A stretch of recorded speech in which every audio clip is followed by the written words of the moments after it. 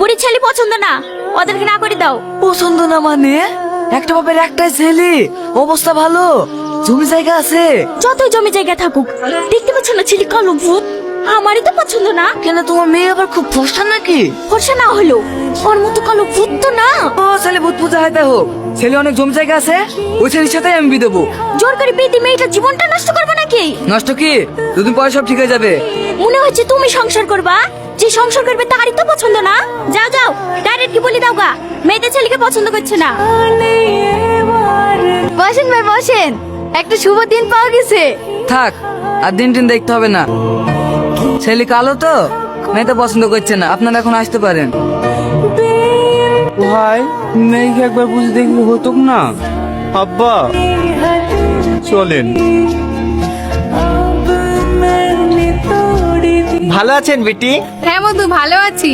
তুই বাইরে থেকে কবে আসলি? এই দেখেন বেটি, এক সপ্তাহ হইলে আসা। আই টনি বস, তুই তোর পিঠের সাথে বসে চাটি খেইলি। এক সপ্তাহ হয়ে গেল বাড়ি আসা, একদিন ফোন করিসনি। আমাদের কথা ভুলে গেছি নাকি? আরে না না, ভুলবো কেনে, এমনি করা হয়নি। মা কোথায় গেছে দাদি? ওই পড়া জমি মরে গেল না, তাই দেখতে গেছে। ভাই এবার বিয়ে করার লেগে বাড়ি আসলি নাকি? আরে না না, এমনি। একটা কথা বলবো জমেলা? হ্যাঁ বলো।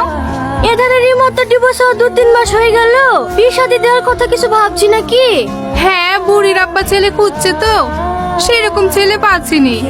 ও তো ছেলে খোঁজার দরকার কি, আমাদের টনির সাথে বিটা দিয়ে দে না। এটা তুমি কি বললি নানি? আমি এই কালো ভূতকে বিয়ে করবো? কালো কিসের রে, তোর তো একবার বিয়ে হয়েছিল, তুই আবার আয় বড় ছেলে পাবি নাকি? আই বড় ছেলে না পারলেও অলকাদের মতো কালো এই ছেলেকে বিয়ে করবো না। তুমি কি বলো দিনি দাদি? সবার সামনে আমাকে এইভাবে তোমার অমন করতে ভালো লাগে? কতবার বলিস আমি তোমাকে বিয়ে করবো না করবো না, তারপরে মেয়ে দেখলে অমনি বিয়ের কথা শুরু করে দাও। থাকবো না রে বাড়িতে, কালকে বেঙ্গলে চলে যাবো। এ